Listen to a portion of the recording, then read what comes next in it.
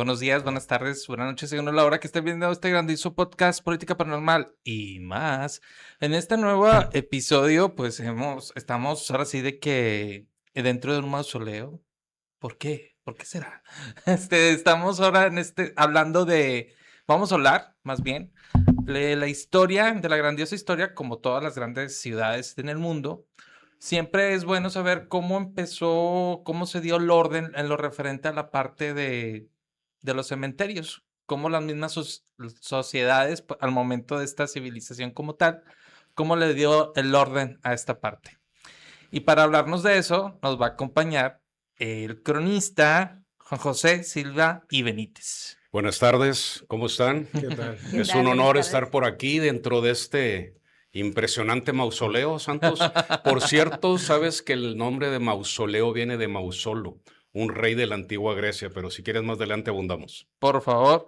También en esta ocasión les presentamos a una nueva compañera del podcast, a Cintia Aranda. Hola, Cintia. Hola, muchas gracias por la invitación. La van a estar viendo de manera, pues, recurrente por acá, y igual con los invitados, y también tendremos un episodio especial de ella para conocerla un poco más a detalle. Y también nuestro conductor, Alfredo Garza. ¿Qué tal? Alfredo. Buenas tardes. Muy bien, pues empezamos. Pues, ¿quién es Juan José de Silvia Benítez? Bueno, ¿se gusta presentarse? Soy norestense, yo soy administrador, licenciado en administración, y desde hace 20 años me dedico de lleno a la divulgación de la historia. Por eso por ahí, cuando me preguntan, ¿eres historiador? Les digo, no, soy divulgador de la historia, que en realidad es lo mismo. Haces investigaciones en archivos primarios, escribo en 2 revistas, he estado en la televisión y muy frecuentemente me invitan a excelentes podcasts como el que hoy estoy aquí. Oh, bueno, eso es cierto. Saludos a los de Nopalitos, ¿sí? Nopalitos, de los Nopalitos TV. Nopalitos TV. No? Ahí ha salido varias veces. De hecho, ahí estuvo. Ahí les vamos a pasar el link. Ahí ha hablado de las historias de las cantinas de Monterrey. Uh-huh. Muy bueno. Pues bueno, muy bien. Entrando en materia, ¿cómo inicia, por así decirlo, pues, para no revolverme, cómo se da este control de los cementerios en Monterrey? Bueno, hay que hacer aquí una precisión. Uh-huh. Lo correcto es hablar si el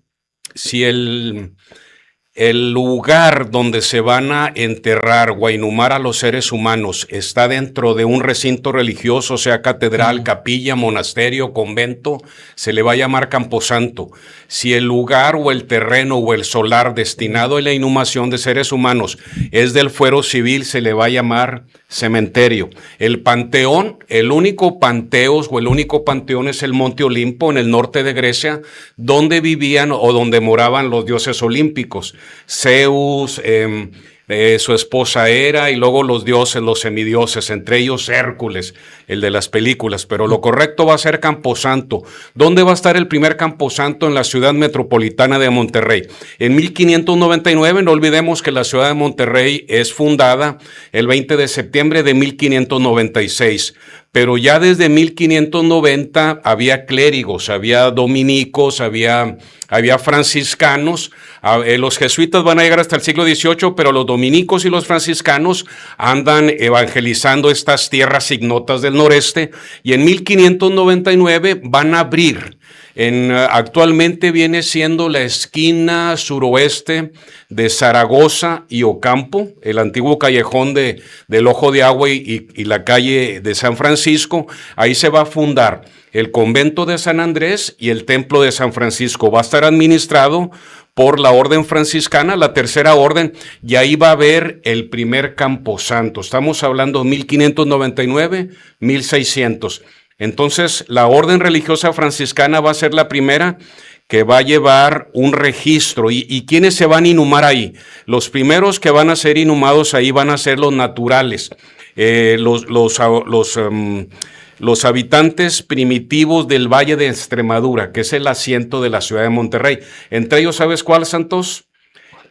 uno de la tribu de los Rayados, parte del pueblo chichimeca, y ellos con las cenizas de sus fuegos, cuando iban a entrar en combate a modo de un camuflaje artesanal, con las cenizas de sus fuegos, donde preparaban sus alimentos, se trazaban rayas en su cuerpo desnudo, y ese era el camuflaje, y de ahí el mote de los Rayados.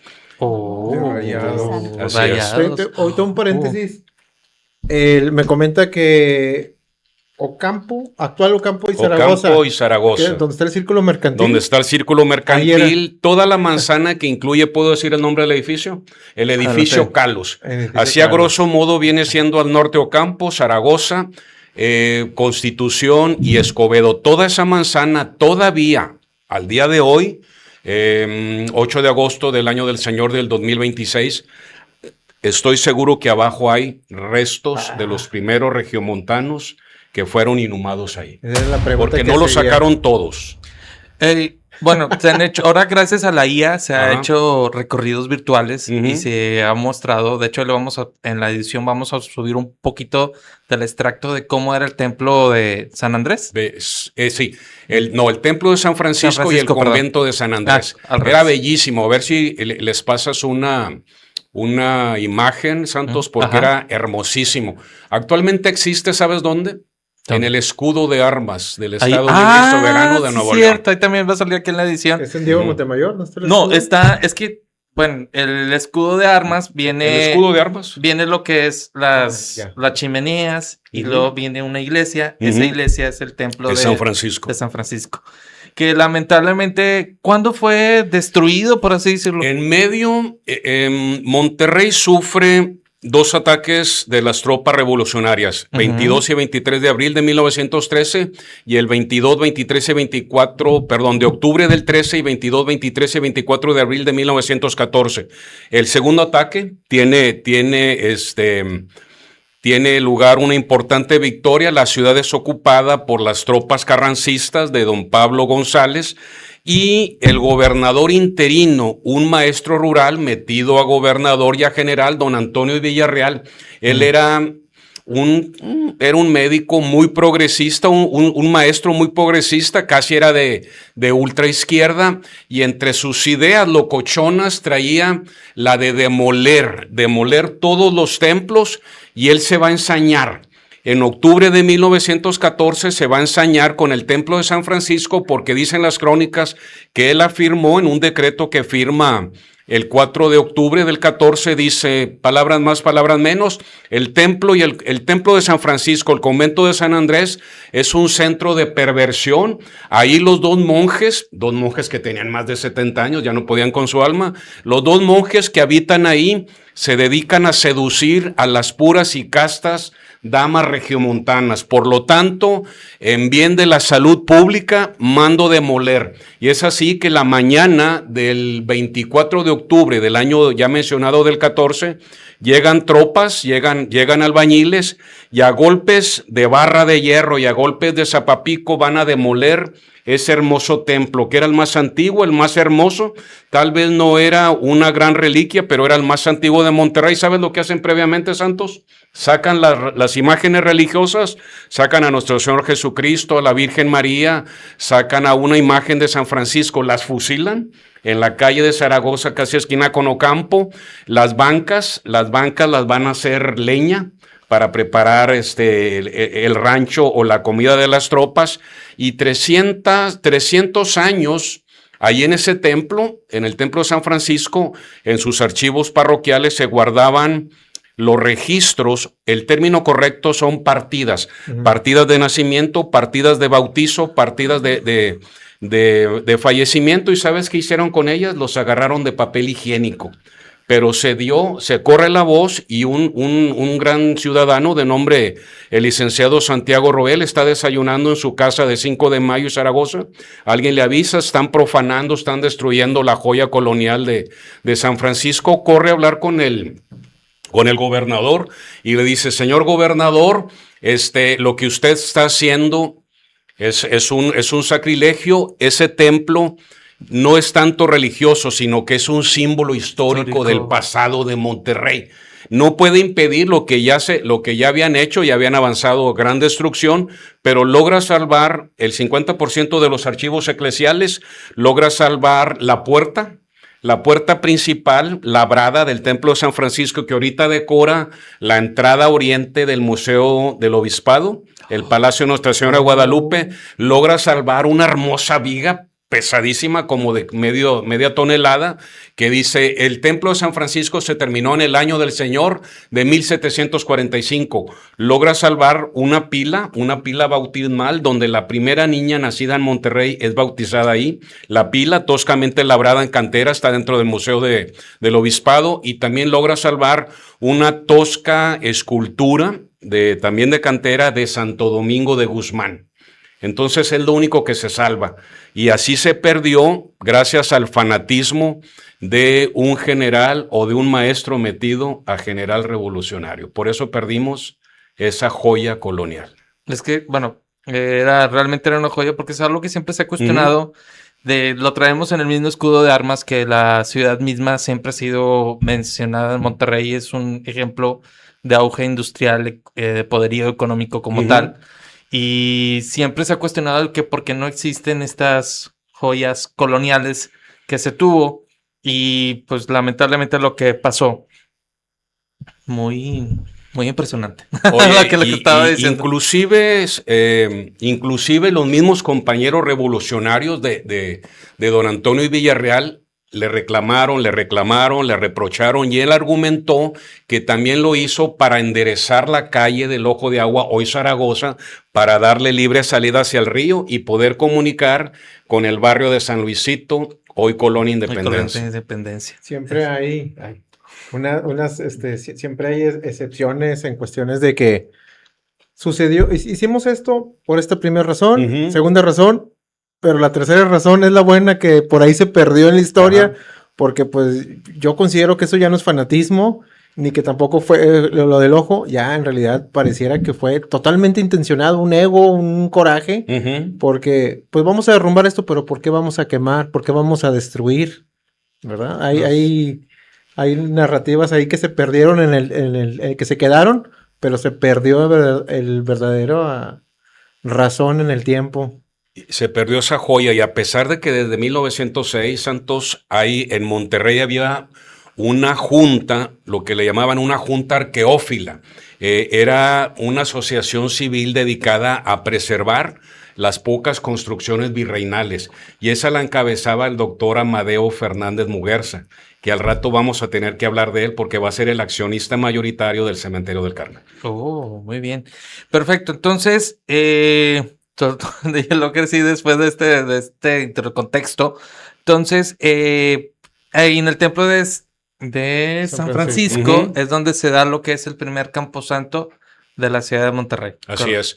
Para 1626 va a llegar el primer gran gobernador del nuevo Reino de León, que por cierto fue el más joven. Fue el más joven, no el que ahorita está sentado en la silla. Don Martín de Zavala, un rico minero proveniente de la provincia de Zacatecas, de la villa de Pánuco, Zacatecas. Él va a llegar y a los 27 años va a tomar posesión. Duran 40 años. Entonces, don Martín de Zavala va a llegar, entre tantas cosas, va a darle ya forma a la ciudad, que es la capital del nuevo Reino de León, la ciudad de Monterrey. Va a trazar la Plaza de Armas con sus calles, pero don Martín de Zavala va a crear el segundo cementerio, o el segundo camposanto, porque él va a ordenar que San Francisco sea un templo, le llaman un templo sufragáneo, pero en realidad Monterrey necesita un templo parroquial, futura catedral. Entonces se va a construir un templo parroquial que va a ser muy humilde, va a ser de ramas, va a ser de adobes, y en el atrio es el cuadrado que está cuando tú entras a la Catedral Metropolitana de Monterrey. Ahí va a estar el segundo y el principal camposanto, porque el de San Francisco se da la orden de que ahí se van a inhumar todos los naturales, todos los indígenas conversos al catolicismo y todos los españoles o los portugueses presentes aquí en la capital y que vayan, pasen a mejor vida, van a ir al templo parroquial, 1626. como dato, igual, aquí nos pueden comentar. Monterrey, siempre se han preguntado por qué Monterrey su catedral está mocha, está a la mitad. No es que esté mocha. Bueno, hay una hermosa, bueno, otra cosa hay que apuntar. A pesar de que pomposamente éramos el nuevo reino de León, aquí no había riquezas, no había oro, no había plata. Los indígenas que los europeos y trataban de esclavizar, o le llamaban las encomiendas. La encomienda era una figura jurídica donde tú, el señor Santos Valdés, era un rico hacendado que le van a dar tierras y aguas y él le iban a encomendar 100 indios para que tú los evangelizaras, los enseñaras a ser buenos cristianos, ciudadanos. En realidad era una esclavitud disfrazada. Entonces aquí los naturales, entre ellos los rayados, los carancahuases, los coahuiltecos, los borrados, los gualahuises, los gualeguas, los irritilas, todos ellos prefirieron combatir para defender su libertad antes que someterse a una esclavitud forzada o voluntaria. Entonces no había riquezas. Estás hablando que todavía a lo largo del siglo XVI y XVII el templo parroquial de la capital del Nuevo Reino de León era de adobe y de ramas. No va a ser para 1745 al norte del Nuevo Reino de León, específicamente en la Sierra de la Iguana, entre Vallecillo, Lampazos y Villaldama, los municipios al norte, se van a encontrar ricas vetas de plata. Bueno, eso va a permitir que una rica viuda, ahorita te digo el nombre porque ya me falla la memoria, no desayuné, pero esta rica viuda, ella promete que todo lo que se menara, ¿qué significa menar? Significa trabajar, fundir, más bien, trabajar, extraer, moler, fundir toda la plata. Ella dijo, toda la plata que se mene de mis minas en la Sierra de la Iguana, en Vallecillo, Nuevo León, lo voy a dedicar a la Catedral de Monterrey. Pero ¿qué va a pasar?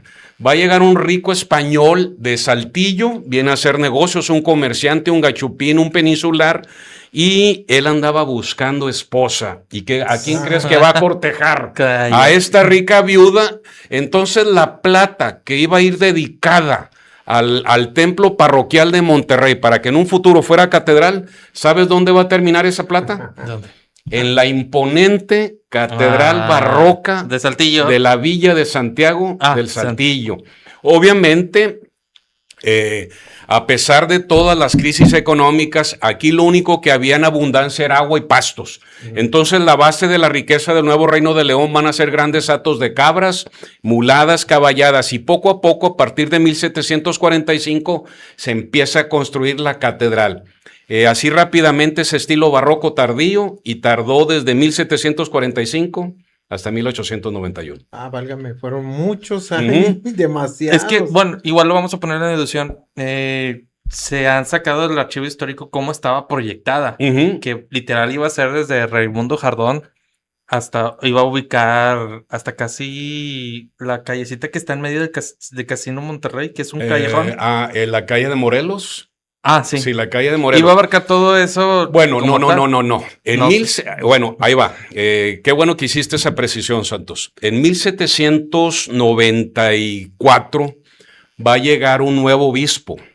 1796 va a llegar un nuevo obispo que va a llevar el nombre de don Andrés Ambrosio de Llanos y Valdés. Él era un obispo él venía de la diócesis de Guadalajara, y aparte de que él sabía de arquitectura, era muy progresista. Cuando llega a Monterrey, él va a visualizar una gran ciudad. Él va a contratar a un arquitecto empírico. ¿Qué es empírico? Es un arquitecto que va a aprender por sí mismo. El término correcto es un alarife. Ese alarife va a ser Jean Cruzet. Don Andrés Ambrosio de Llanos y Valdés le dice a Jean Cruzet, quiero que me diseñes el nuevo centro de Monterrey. Y el nuevo centro de Monterrey, ¿sabes hacia dónde se va a mover? Hacia las llanuras del norte, lo que vendría siendo de Arramberri hasta la Calzada Madero. Y en el actual cruce de Juárez y Tapia, ahí Jean Cruzet va a diseñar lo que tú debes de haber visto en el plano, una catedral tan magnífica, Sí, tan hermosa, de hecho. tan imponente como la de Puebla, Guadalajara, Ciudad de México, Morelia. Pero ¿qué va a pasar? En ese entonces el poder político estaba dividido entre el gobernador, don Simón de Herrera y Leiva, y entre el tercer obispo, don Andrés Ambrosio de Llanos y Valdés. Don Andrés Ambrosio de Llanos y Valdés, sin consultar con el gobernador Simón de Herrera y Leiva, manda un decreto obispal donde dice: todos los nuevos habitantes de Monterrey que lleguen a esta ciudad se van a afincar en el norte, alrededor de la catedral nueva, y todos los habitantes viejos del centro de Monterrey, alrededor de la Plaza de Armas y del templo parroquial, se van a mover porque yo así lo digo. Se enoja el gobernador y el gobernador tiene que encontrar un pretexto para parar ese proyecto, que era algo grandioso. Por cierto, una de las grandes avenidas para comunicar el centro viejo de Monterrey con el nuevo, ¿sabes cuál es? La vieja calle del Roble, hoy Avenida Juárez. Entonces se traza y él encuentra que el alarife o el arquitecto empírico Cruzet está ganando 45 pesos oro al mes. Se enoja y le dice, lo manda a arrestar, pero por ahí hay un rumor de que en realidad, ¿sabes qué era? Ahí el verdadero motivo era un amor que había, una pasión vaya, el gobernador tenía un amante y ese amante lo compartía el obispo, pero ese es un chisme histórico. Entonces, ya era una guerra de egos. La catedral se habían construido alrededor de 3 metros de imponentes muros de sillar. ¿Sí conoces el sillar? Sí, que es una enorme piedra de 60 por 60. Entonces, ahí se para, estamos hablando del verano de 1799, y por cierto, cuando arrestan al arquitecto, el obispo argumenta para retirarse, se va a hacer una visita de obispo ya a los pueblos, ranchos del Nuevo Reino de León y Tamaulipas. La Tamaulipas, ¿y qué creen? Le da un infarto y va a morir en la ciudad en la villa de Victoria, actual capital de la Tamaulipas. Ahí va a morir. Entonces, durante casi 46, 47 años, la catedral va a quedar inconclusa. ¿Y qué es lo que va a pasar? Que para 1833, cuando se va a elevar a catedral el viejo templo, lo único que tenemos es el templo parroquial, actual catedral. Catedral de Monterrey. Lamentable. Cintia, te escuchamos. Yo me quiero ir un poquito atrás. Quiero regresar a lo del Campo Santo. Me intriga, me inquieta mucho saber qué se hacía antes de que estuvieran estos Campos Santos, por ejemplo, en San Francisco. ¿Cómo es que...? ¿Cómo eran las inhumaciones? Ajá, sí, por eso.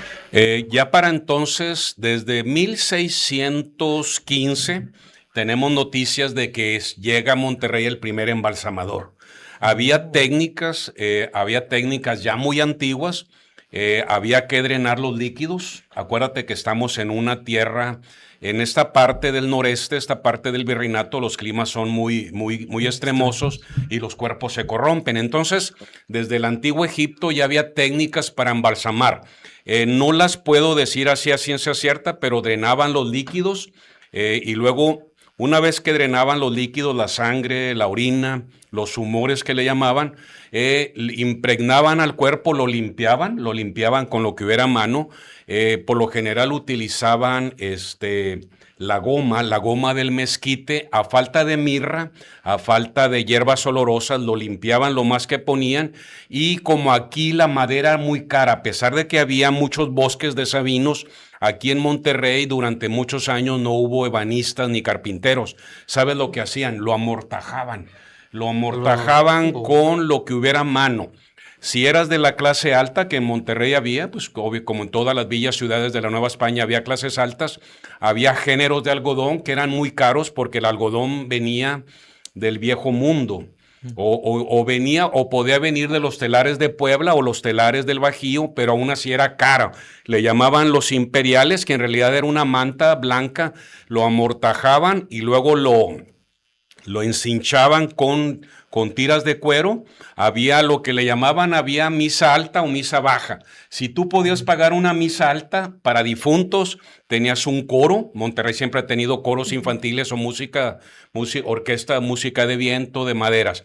Y obviamente presidía el párroco. Si era una misa baja, pues había cánticos. Por cierto, había plañideras, mujeres que lloraban. Que lloraban, sí, inclusive, no, había, oye, doña Cintia y sus hijas son plañideras y cobran 10 centavos. Entonces, oiga, doña Cintia, hay que ir a llorarle a fulanito. Iban y lloraban, mira, le están llorando a este caballero rico. Entonces, había plañideras, había una misa. Por lo general, las misas de difuntos eran a las 7 de la mañana. ¿Por qué a las 7 de la mañana? Porque era el alba. Era el alba y se suponía que el alma, si te portaste bien, te ibas directo hacia donde sale el sol. Y si morías después de mediodía, había una misa a las 4 de la tarde. Todavía, cuando ustedes escuchen aquí en Monterrey o en cualquier ciudad católica, escuchen a las 4 de la tarde las campanas, no es boda, no es bautizo, ¿sabes qué es? Una misa de difuntos. Entonces, y si tú eras del pueblo y no tenías para pagar, ¿sabes quién pagaba ahí el entierro? Lo pagaba el capellán o el sacristán o el párroco, y se hacía constar en la partida de fallecimiento, fue enterrado de caridad. O sea, enterraba de caridad, y por lo general esos de caridad, ¿sabes a dónde iban? A la fosa común. Y si tú eras de la clase alta y podías pagar una misa mayor o un entierro mayor, te podían enterrar abajo de la cripta en San Francisco o abajo de la cripta en el templo parroquial, hoy catedral. Entonces, otra cosa, cuando las criptas se empiezan a llenar, los atrios, el atrio es la pequeña explanada que está en los templos, sea catedral, convento, ahí se empezaban a inhumar. La próxima vez que nuestro público que nos escucha o que nos ve, vayan a la Catedral de Monterrey, todo el espacio que está entre el portón de la calle y el portón de la catedral, todo ese atrio, ahí hay capa tras capa tras capa de regiomontanos ricos, pobres, truanes. ¿Y sabes quién está ahí entre tantos regiomontanos que están ahí? Don Agapito Treviño Garza está enterrado ahí. ¿Por qué está enterrado ahí? Porque fue enterrado de caridad, porque su madre viuda así lo pidió al obispo. La siguiente pregunta. Digo, esto está así. Antes quiero hacer ahí un paréntesis para es que surgieron unas dudas. Me comentó que Juárez, la avenida Juárez, anteriormente era la avenida del Roble. Casualmente solamente hay una iglesia ahí, que es la de la Virgen del Roble. ¿Tendrá algo que ver ese nombre? Claro. ¿Por qué? La advocación mariana de la Virgen del Nogal o de la Virgen del Roble es muy antigua. Entonces, la primera capillita que va a haber anterior a San Francisco era un enorme albo, un enorme nogal que estaba en la esquina noreste de la actual calle o cruce de Juárez y 15 de Mayo. Allí dicen las crónicas que había un enorme nogal. Acuérdate que los nogales aquí son silvestres en el noreste, y allí había un pequeño manantial o un ojito de agua, y ese ojito de agua daba lugar a un bosquecillo, ahí donde inclusive ahorita hay una placita, ahí en 15 de Mayo y Guerrero, creo que es la plaza del general, del general no. Esa placita está dedicada a Isaac Garza, no el empresario, sino a un héroe de cadereita, si quieres, más al rato abundamos. Entonces ahí, en 1590, cuando andaban aquí los frailecillos, que hace rato mencioné, uno de ellos dejó una imagen ahí. Deja una imagen de la advocación mariana de la Virgen del Nogal o de la Virgen del Roble, y obviamente los pastores que andaban aquí, pastorcillos con sus ganados trashumantes, ahí llegaban, hacían oración. Pero con el tiempo la gente empezaba a llevarles ofrendas, fueran flores, fueran frutas, y ahí va a estar la primera capilla anterior a San Francisco. Qué bueno que lo mencionaste, porque la actual Basílica Mayor de Nuestra Señora del Roble es el lugar donde hay devoción católica más antigua en Monterrey. ¿No? Y aparte ese templo está enorme, impresionante. Bellísimo. Pareciera, pues no sé, o sea, sí, aparte de que está bellísimo por dentro, pero por fuera es impresionante, o sea, son unas pareciera un castillo, algo De así. hecho, tiene razón, qué bueno que lo apuntas. De hecho, es más grande, más imponente que la Catedral Metropolitana. Y esa es una copia del templo de Santa María la Maggiore, la basílica en Roma. Sí, sí, de hecho tal cual, porque hasta la torre de reloj Ajá. que está ahí alrededor. Yo lo quería comentar, digo, lamentablemente como en todas las grandes ciudades, Ajá. y México no fue exento, ahora sí que fue avanzando lo que eran las grandes epidemias. Dentro de las preguntas que aquí le generamos al cronista se habla de que la gran epidemia que tuvo Monterrey del cólera y de Ujú. la fiebre amarilla. Ujú. Recordemos que pues como Monterrey se iba diseñando y lamentablemente siempre han habido pleitos entre el gobernador. ¿Por qué no se pueden pelear? ¿Por qué no pueden llevar la vida en paz? Dejar de pelear. Acuérdate. Entonces, hasta en ese entonces ya se iba a hacer grande. No, yo no quiero. Dices, nada, bueno. Total. ¿Cómo se da? Por lo que se ve, era como que todo junto. Ujú. Entonces, de hecho, en una ocasión, saludos a Tito Sabinas, él comentaba que la presa literal estaba en pleno centro de Monterrey, Ajá. donde se almacenaba agua para que todos tomaran los que vivían aquí. Entonces, como estaba literal todo junto, cuando se decide, hay que sacar lo que es los camposantos y hay que organizar esto porque ya el tema del cólera y Ok, del clima sí.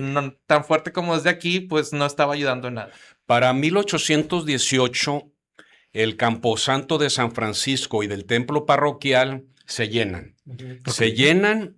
La ciudad de Monterrey en el verano de 1818 tiene alrededor de 20,000 habitantes, pero a consecuencia de la Guerra de Independencia, a consecuencia de gripas, de epidemias, se saturan. Y en 1818 el ayuntamiento junto con el obispo de Monterrey deciden abrir un tercer camposanto que viene siendo el de la capilla de Nuestra Señora de la Purísima. Actualmente tenemos las colindancias.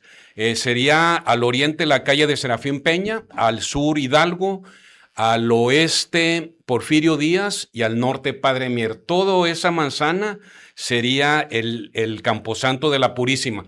Aunque históricamente nada más podemos probar que ahorita el templo donde sí hay evidencia de huesos es donde está una normal superior, creo que es la Serafín Peña, no. La de Moisés Sáenz. La Moisés Sáenz que está atrás. Ya hemos comentado, de hecho, Ajá. aquí, licenciado, que por la expansión que tuvo Monterrey, que se tuvieron que ceder terrenos, pues ahí era parte del mismo cementerio, que tuvieron que ceder terrenos a la normal.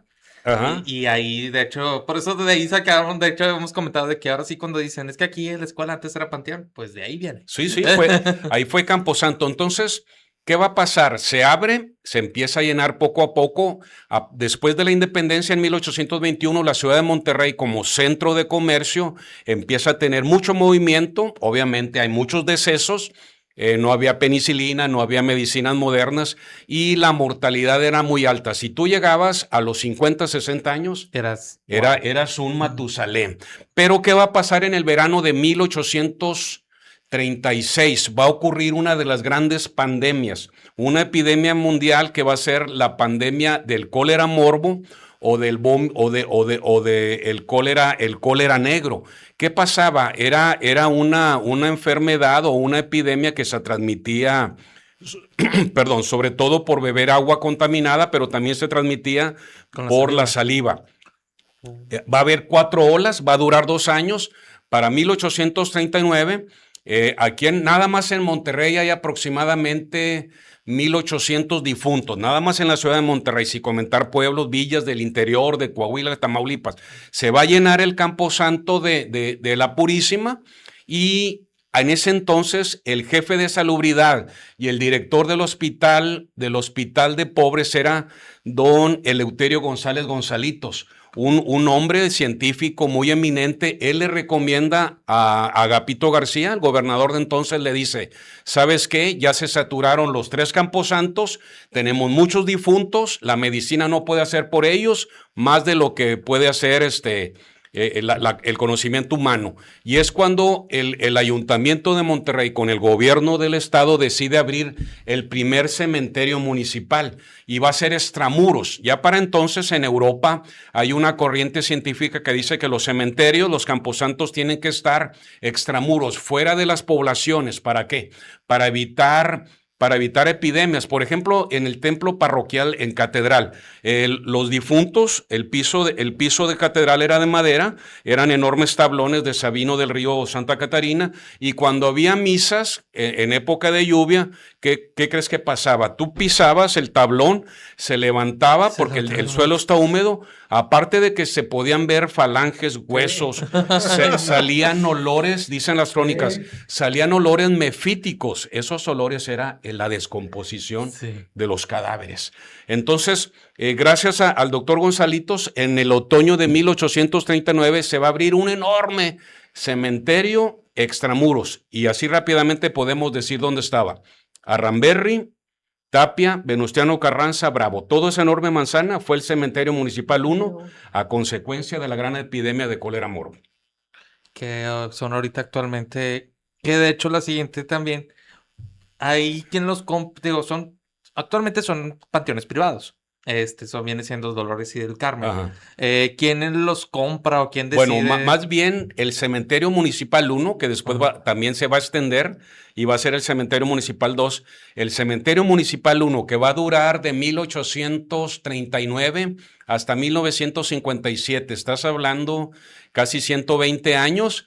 Hay un alcalde en 1957 que se le ocurre vender esos terrenos. En radio, en televisión, en periódicos se les avisa a toda la sociedad regiomontana que tenga sus difuntos en el cementerio 1 y 2, tiene un año calendario para sacarlos.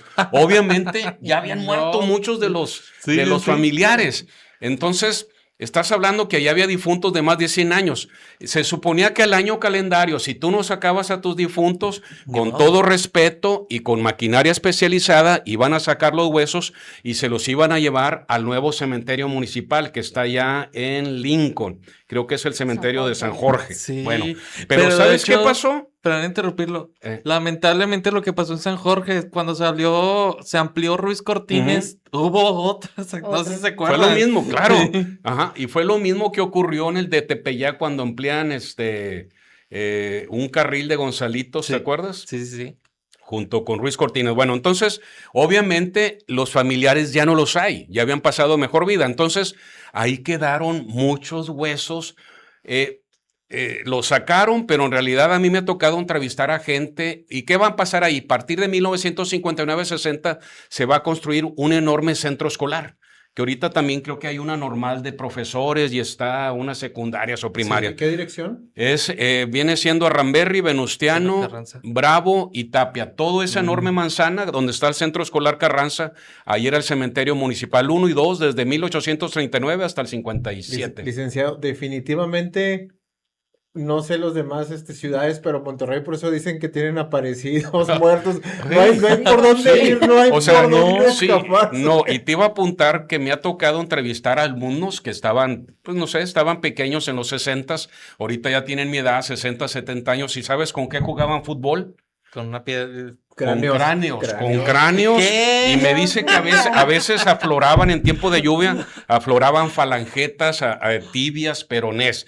Es en serio, no es broma. Por eso imagínate la actividad paranormal que hay. Bueno, hay que ver dónde uno ya compra casas. Dices, oye, quiero vivir en el centro, quiero vivir en ese edificio Carlos nada más. Bueno, imagínate todo lo que hay ahí, porque acuérdate que ahí fue Camposanto. Y respondiendo a tu pregunta, Santos, en 1899 hay un ciudadano, el doctor Amado Fernández Muguerza, para hablar del Carmen. Él va a Europa y allá estando en Europa, dicen las crónicas, Amado Fernández Muguerza y su esposa llega a Milán y una mañana que él estaba desayunando en la hermosa ciudad de Milán, en el norte de Italia, alguien lo invita, ¿a dónde crees? A un tour al cementerio municipal de Milán, que era bellísimo.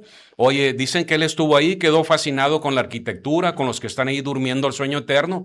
Llega a París y estando en París se entera que también hay tours al cementerio de Père Lachaise, que es uno de los más hermosos y más antiguos. Llega a Londres y en Londres pregunta y también se entera de que hay tours en un cementerio muy hermoso que es el cementerio de... ya se me va. Ahí mismo en Italia. En Londres. Cementerio en Londres. No sé. Bueno, total, llega a Monterrey y una tarde él se reunía con sus amigos. Él era un rico empresario, médico, pero también le gustaban las inversiones. Oye, en ese entonces el hotel más elegante de Monterrey era el Hotel Windsor, y en su café, el Hotel Windsor estaba en la esquina de Jardón y Suazo, a un costado de Catedral. Entonces ahí se reúne y así como estamos ahorita reunidos, les dice, amigos míos, tengo una idea para un negocio. ¿Cuál es?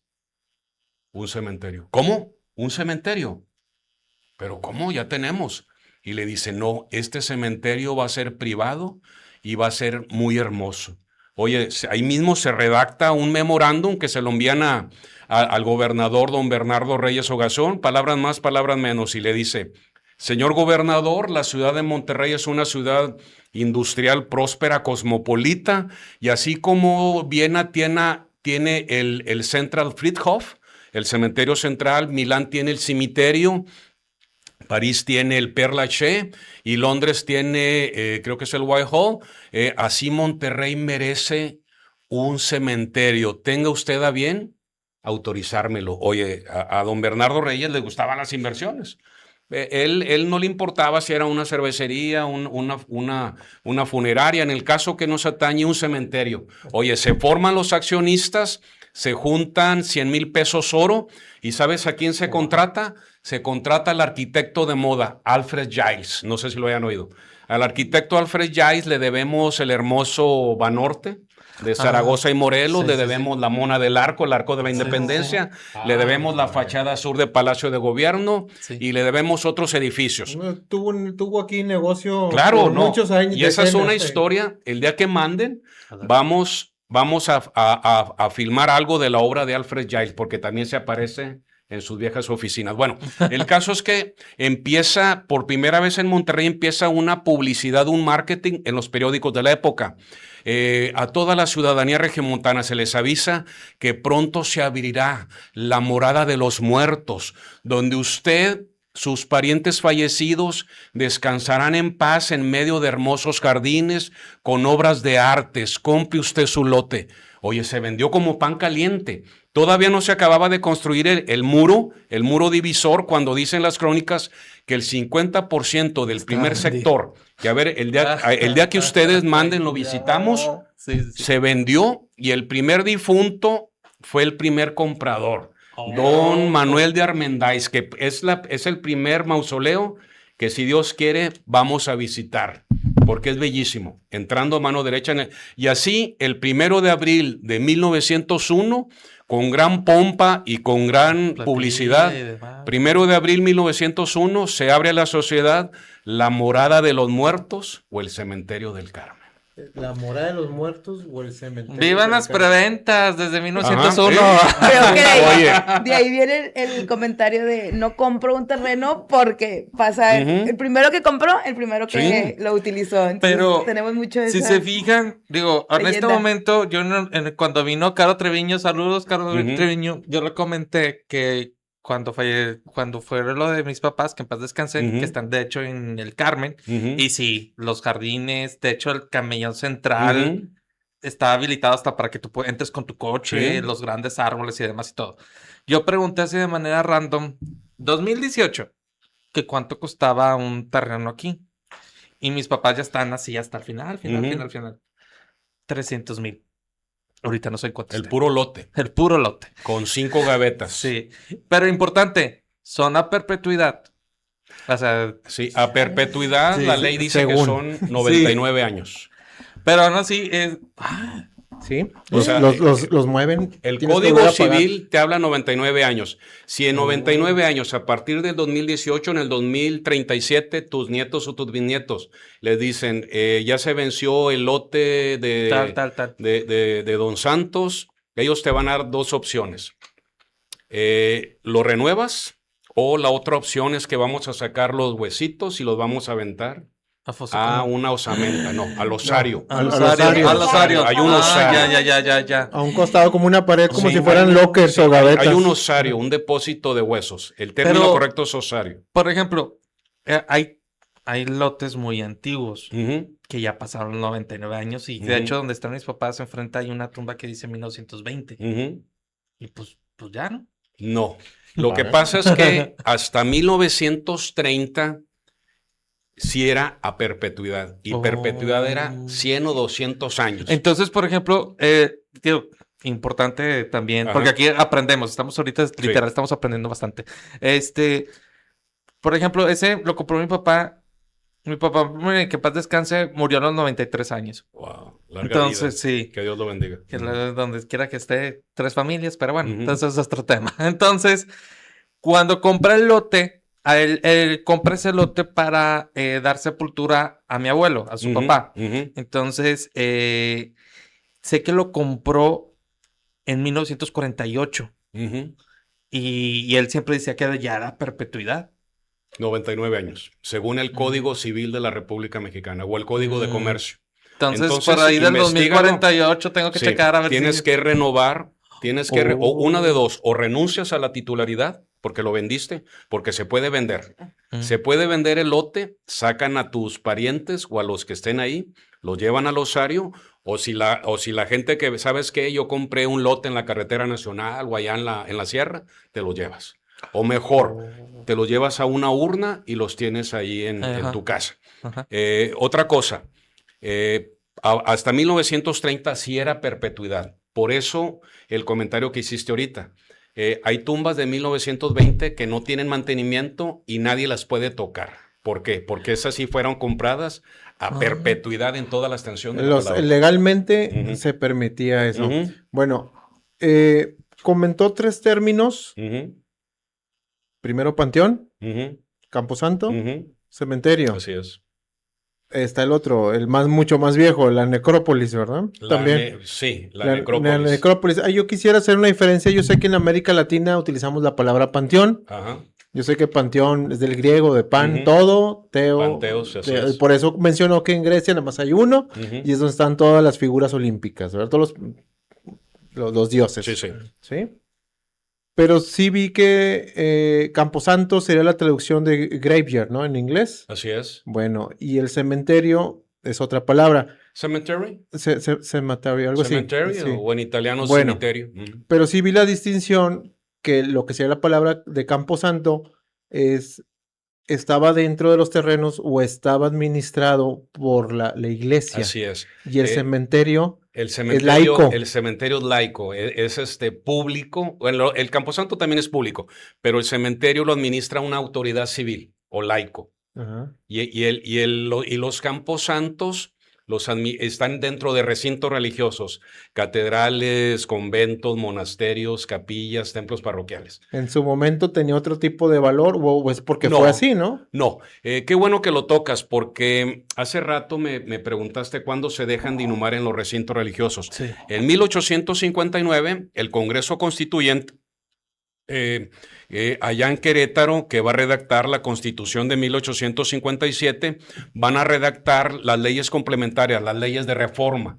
Se van a modificar muchos códigos, el Código Civil, el Código Penal, pero en el caso que nos atañe, la autoridad estatal y municipal va a tomar el control de los cementerios. Hasta entonces, hasta 1859, todos los cementerios, Camposanto, los administraba la Iglesia Católica y eran muchos ingresos. Entonces, el gobierno federal, encabezado por un caballero de nombre Benito Pablo Juárez García, estaba quebrado por la guerra contra los conservadores, la invasión norteamericana, la inflación. Ellos necesitaban dinero. Entonces, le quitan el control de los cementerios y se ordena a los estados, y el estado le ordena al municipio, designa un solar extramuros para que tengas un nuevo cementerio y tú lo vas a administrar, tú vas a cobrar. Lo que se cobraba la iglesia, ahora lo va a cobrar el ayuntamiento de los municipios o las villas o los pueblos, la autoridad. Entonces, desde 1860 se dejan de inhumar por dos razones, por las razones públicas de salubridad y por las razones de las leyes de reforma. Pero ¿qué va a pasar después de 1930? Acuérdate que entre el 26 y el 29 está la Guerra Cristera. Muy sangrientas porque se prohíbe el culto católico en los templos. Hay una guerra muy sangrienta, pero después se firma un concordato, la paz entre el gobierno federal mexicano y el Vaticano. Y a partir de 1930, por abajo del agua, soterradamente, se empieza a autorizar de nuevo a que el que pueda pagar estés enterrado en terreno sacro. Por ejemplo, en el Roble, en Catedral, en Fátima. Los nichos. Ahí hay nichos. Ya no te entierran de cuerpo presente, te entierran o te inhuman en una urna. En una urna. Así es. Quería también ahí mencionar la palabra cementerio, Ajá. que viene del griego con K, ¿verdad? Tiene razón. Ajá. ¿Cómo? Comenterum, algo así. Luego se fue al latín. Cemiterio. Ajá. ¿Y qué significa? Lugar para dormir. Sí, la morada de los muertos. Qué bueno que comentaste la necrópolis. El término necrópolis se aplica sobre todo a los camposantos en los templos de la antigua Roma o en los templos de la Grecia clásica. La necrópolis como tal, el término deja de usarse a mediados del siglo XVIII, en el siglo de las luces, porque acuérdate que gracias a la Revolución Francesa cambia, se rompe la unión entre el poder, sea poder republicano, sea el poder real, y la iglesia católica, y el término necrópolis se deja de usar. Creo que todavía en Brasil y en Portugal se utiliza ese término. Necrópolis. Perfecto, ya estamos en la línea final, en la recta final. Sabemos que así como las grandes ciudades, un ejemplo, la Ciudad de México, en el Ángel de la Independencia, ahí yacen nuestros héroes de la independencia como tal. En Nuevo León, en la gran Macroplaza, también es un gran mausoleo, esta gran obra para donde yacen los grandes héroes. ¿A quiénes tenemos enterrados ahí en la tenemos Macroplaza? A Juan Suazua, tenemos a Mariano Escobedo, tenemos a, creo que a Julián Quiroga, tenemos a Zaragoza, a Ignacio Zaragoza Seguín, que aunque él era coahuiltejano, él pasó su mayor parte de su juventud aquí en Monterrey, se casa aquí en Catedral de Monterrey. Ahí tenemos también al general García, déjame decirte. ¿A Mario Arista? ¿Mariano Arista? Mariano Arista no. Mariano Arista, que aparte de que le roba la esposa al doctor Gonzalito, él está inhumado en un cementerio de Lisboa.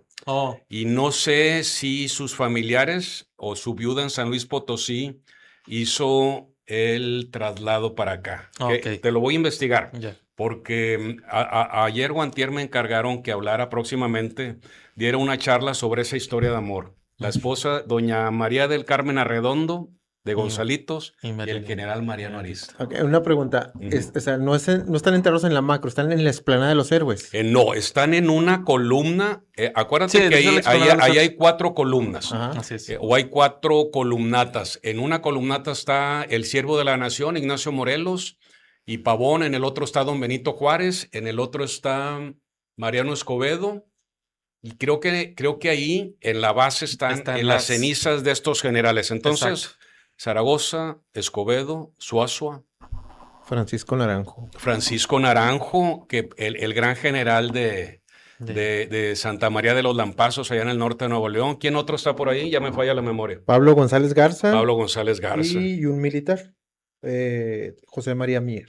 El general José María Mier, que muere en la batalla de Orendain, afuera de Jalisco, en junio del 14. En la edición vamos a poner lo que acaba de mencionar aquí el licenciado, que están las columnatas, donde literal están en un espacio así, o más grande, de mármol, y ahí están lo que es sellados los nombres. O mejor, ¿qué te parece si vamos a grabar in situ uno de estos días, el día que tú mandes?